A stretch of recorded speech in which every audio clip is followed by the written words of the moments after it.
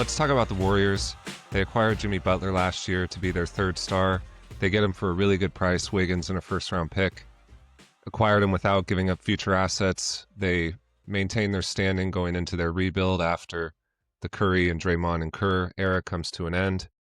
And so they're committed to that 2-year window with Butler. They gave him an extension.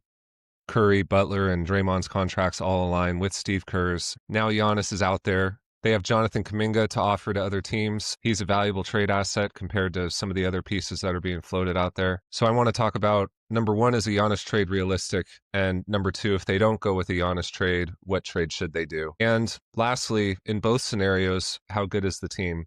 And how is it any different from where they stand right now? So let's start with the Giannis trade and ask ourselves if it's actually realistic. The trade that seems most realistic to me has to involve Jimmy Butler. It cannot involve Draymond. You could do Butler plus Kuminga plus Podziemski and a ton of draft assets, basically whatever you can give them. And that's your 2026 first rounder, your 2028 first rounder, and 2032, and then swaps in 27 and 31. That's 3 first rounders, 2 swaps, plus Jonathan Kuminga and Podziemski, 2 young players that you can keep building around going forward in exchange for Giannis, Thanasis, and then you get to dump Kyle Kuzma's contract as well. The problem, though, is this 2-year window.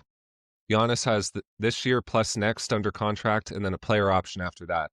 If Giannis wants the most money possible, he wants to opt out of that player option 2 years from now and sign a new full 5-year max, and that'll be based on whatever the cap numbers are at that time. And that's a lot more money than if he were to do any sort of extension before then.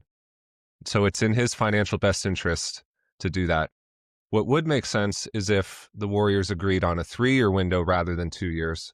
So 2 years from now, Curry and Draymond tack 1 more year onto their contracts. Same goes for Steve Kerr. Giannis he opts out and signs a full 5-year max. And then after that season, Curry retires. Perhaps Draymond leaves. Who knows? He's a couple years younger than Curry. Kerr leaves. The Warriors officially start their rebuild, and they put Giannis up for auction, and they try to recoup as many of the picks they give up to get him in the first place. Giannis would be about 33, would be the Warriors trading him a couple years before his decline physically, you would imagine. The question, though, is why is this attractive to Giannis? And I don't think it is. I think he wants to go to a place where he can settle down for the next 5, 7, 8 years. I don't think he wants to go somewhere and then get traded again. Why would you choose the Warriors of all places? Their best players are in their late 30s and are going to have a hard time chasing around these young athletic teams. He doesn't have a great chance of winning the title in the West with that team going up against teams like Houston, Denver, and OKC, and San Antonio, who's going to be even stronger a couple of years from now. It just doesn't make a ton of sense. So it's technically possible. There's a way to look at it where it seems like an attractive option for both sides, but when you really break it down, Giannis has a lot better options than this. And so it's just not going to happen, in my opinion. And the other reason I don't think it's going to happen is I don't think that Curry is really pushing the team to mortgage everything to try to go for one last ring. He's got 4 rings. He's had an illustrious career. I don't think he's looking at the end of his career as, what can I do to get one more ring? I'm not sure that he's going to put pressure on the Warriors to do something big like that. If he does want you to do it and Giannis is on board, then yeah, go for it. Even if you're giving up all your picks, you can recoup a lot when you resell Giannis in a couple of years. I think that Curry is content in his place with the team. They acquired Butler and it gave them a good chance to make the playoffs. They're sitting right now in the play-in picture around 500. I think that's where they expected to be. They're kind of treading water, figuring out how they're going to resolve this Kuminga situation. They're trying to showcase Kuminga while also keeping him off the floor during stretches so that they could see what's missing when he's not in there, and they could try to find out what they would ideally like to swap him for. And so they're doing a lot of experimenting with their lineups. Their record is not necessarily reflective of the strength of the team. They just want to get in the playoffs and see what happens. You never know with injuries or things like that you can't see coming. You know, you just want to be in the mix. So I think that's the plan, and they're not going to abandon this plan with Butler. And so instead, I think you start to talk about, well, what's the best path for trading Kuminga? And It's come out that they're interested in Miles Turner after this Giannis trade goes down, but they already have Horford and Quentin Post. I think acquiring Miles Turner wouldn't be a great idea. Plus, that Miles Turner contract is sneakily really bad. It's a 4-year deal in the high 20s, early 30s.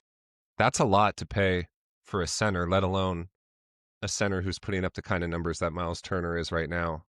I think he's a very good starter and a solid player, solid two-way player that would perform well in the playoffs, but he doesn't have a lot of trade value, and that contract's bad.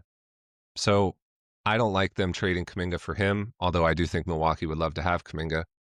I think the Herb Jones news is much more real. The Warriors and the Lakers are both chasing Herb Jones, apparently. The Warriors have a much better offer for Herb Jones than the Lakers do. The trade I came up with, Herb Jones, Jose Alvarado, DeJounte Murray's coming back, Jeremiah Fears looks great. New Orleans doesn't have a lot of incentive to keep Alvarado. I think that they would be willing to move on from him. And then just for fun, I threw Kevon Looney in there. Let's bring him back to Golden State. And then as far as what's going the other way from the Warriors to the Pelicans, Kuminga, Santos, Trace Jackson Davis. You get 3 young players, and the Warriors get their two-way starter to play with Curry, Draymond, and Jimmy Butler. I think it makes a lot of sense, and it allows the Warriors to keep their rebuild plans intact. It strengthens their current team, and it keeps their 2-year plan in place. It makes sense for everyone involved. Both plans, whether it's the Giannis trade or this trade, share the same issue, and that is what I feel the Warriors are missing is a perimeter scorer. You watch them in the playoffs, and you end up with a lot of Curry possessions trying to just dribble his way around his defender and get a shot off. And that's because they don't have somebody who can create on the perimeter to complement Curry so he can be more off ball. And I think that's what they've been missing, really, ever since Clay falling off and not being that guy anymore left that void. They acquired Jimmy Butler, but he's not that type of player. He's mostly an interior player. He likes to operate around the basket and bully his defender, and he likes playing in the post, and he's not a create off the dribble from the perimeter type of offensive weapon. So they still are missing that. I don't think that there's an avenue to trade for that. But one guy I really like for them is Chris Middleton.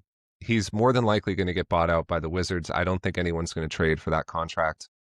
We'll see if there's a team that has a big contract that they're desperate to dump and are willing to give you a first-round pick.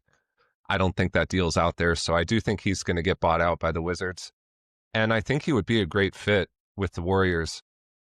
You could do Draymond with Butler, Middleton, Curry, and then in the Herb Jones scenario, Herb Jones would be there, but otherwise it's Podziemski or Moody, someone like that. But I do think they're missing an additional perimeter scorer, and I love that fit. So something to look out for come buyout time.